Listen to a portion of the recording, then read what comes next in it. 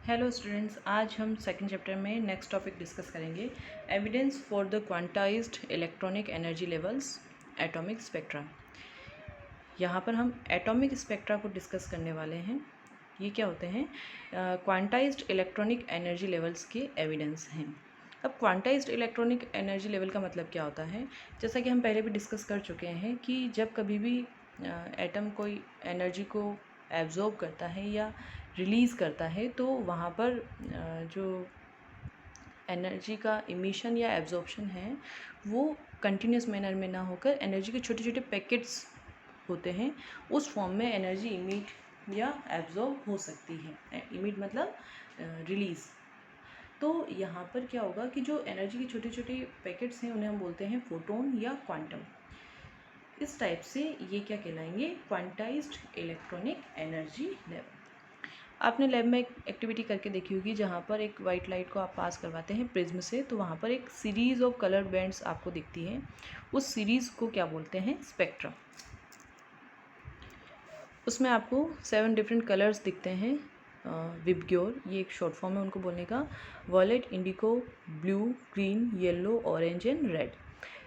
Violet जो है, violet colour की जो रेडिएशन है उसकी वेवलेंथ सबसे लीस्ट होगी। वॉयलेट से रेड कलर की ओर अगर हम जाएं तो वेवलेंथ की वैल्यू इंक्रीज़ होती जाएगी, और जो रेड कलर की लाइट है उसकी वेवलेंथ सबसे ज़्यादा होगी। Spectrum of white light can see from frequency of 7.50 into 10 to the power 14 hertz to 4 into 10 to the power 14 hertz. Such a spectrum is called continuous spectrum because all colors merge into one another. Example, rainbow. White light का जो spectrum हमें दिखता है उसकी जो frequency range है वो है 7.50 into 10 to the power 14 hertz to 4 into 10 to the power 14 hertz. और ऐसा स्पेक्ट्रम कंटिन्यूस स्पेक्ट्रम कहलाता है क्योंकि यहाँ पर जो ये 7 कलर्स हैं ये स्पेसिफिक जो डिस्क्रीट कलर लाइन की फॉर्म में हमें ना दिखकर ये जो कलर हैं आपस में मर्ज हो जाते हैं एक दूसरे के साथ। इस टाइप का जो स्पेक्ट्रम है वो क्या कहलाता है? Continuous spectrum. एग्जाम्पल है रेनबो। तो इस टाइप से जब इलेक्ट्रोमैग्नेटिक रेडिएशन किसी भी मैटर के साथ इंटरेक्ट करती है तो एटम जो है वो एनर्जी एब्जॉर्व करेंगे और वो एक्साइटेड होकर लोअर से हायर एनर्जी स्टेट में चले जाएंगे। हायर एनर्जी स्टेट जो है वो अनस्टेबल होती है, इस वजह से एटम अपनी ओरिजिनल जो नॉर्मल एनर्जी स्टेट है वहाँ पर आने की ट्राई करेंगे। ऐसा करते वक्त वो रेडिएशन को इमिट करते हैं जो कि इलेक्ट्रोमैग्नेटिक स्पेक्ट्रम के वेरियस रीजन से बिलोंग करती हैं। ठीक है। नेक्स्ट हेडिंग है emission and absorption spectra.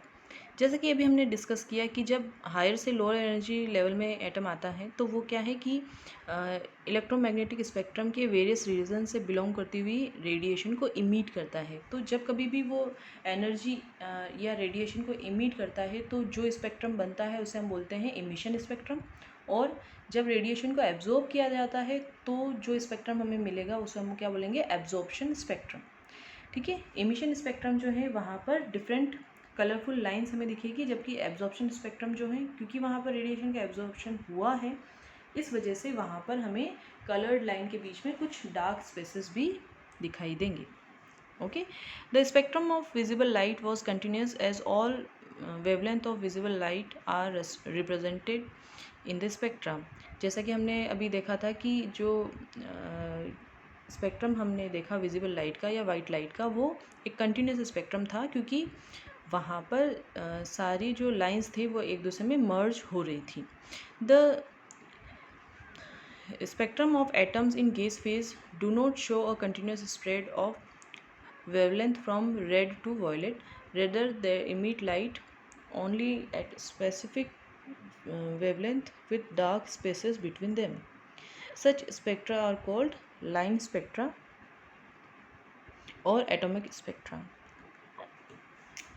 Gaseous phase में क्या होता है कि जो भी एटम जब हायर से लोअर स्टेट में आते हैं तो वे रेड टू वॉयलेंट कलर की जो लाइट है उसकी सारी वेवलेंथ को कंटिन्यूसली स्प्रेड नहीं करते, बल्कि वे क्या करते हैं कुछ स्पेसिफिक वेवलेंथ की लाइट ही इमिट करते हैं। इस वजह से वहाँ पर क्या है कि उनके बीच में कुछ डार्क स्पेसेस हमें दिखते हैं, कलर्ड लाइन के बीच में कुछ डार्क स्पेसेस। तो ऐसे स्पेक्ट्रा क्या कहलाते हैं? लाइन स्पेक्ट्रा, क्योंकि स्पेसिफिक लाइन हमें दिख रही है और उन्हीं को हम बोलते हैं एटॉमिक स्पेक्ट्रा।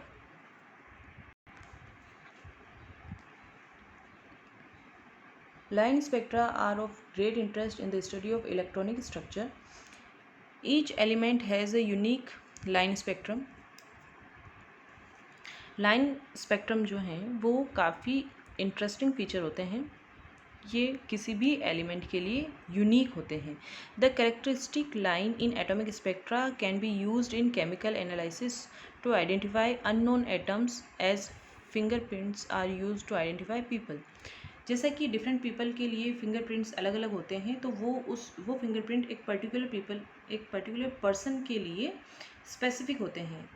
तो उन फिंगरप्रिंट्स की हेल्प से हम उस पर्सन को आइडेंटिफाई कर सकते हैं। उसी टाइप से जो एटॉमिक स्पेक्ट्रा होते हैं उसमें हर एलिमेंट के लिए एक स्पेसिफिक कैरेक्टरिस्टिक लाइन वहाँ प्रेजेंट होती है उस एटॉमिक स्पेक्ट्रम में। इस वजह से हम उस एलिमेंट को आइडेंटिफाई कर सकते हैं। Robert Bunsen first use line spectra to identify element. Robert Bunsen ने लाइन स्पेक्ट्रा को सबसे पहले यूज़ किया एलिमेंट्स आइडेंटिफाई करने के लिए। Elements like rubidium, caesium, helium, indium, gallium and scandium were discovered when their minerals were analyzed by spectroscopic methods. The helium is discovered in sun. Rubidium, caesium etcetera elements जो हैं वो discovered किए गए जब उनके मिनरल्स को analyse किया गया स्पेक्ट्रोस्कोपिक मेथड से। स्पेक्ट्रोस्कोपिक मेथड का मतलब क्या है? जब इनके मिनरल्स के स्पेक्ट्रा को स्टडी किया गया तो वहाँ से इन एलिमेंट्स को डिस्कवर्ड किया गया। और हीलियम की डिस्कवरी कहाँ से की गई? सन। वो हीलियम जो है वो सन में प्रेजेंट होता है। ठीक है, नेक्स्ट टॉपिक हम नेक्स्ट क्लास में डिस्कस करेंगे।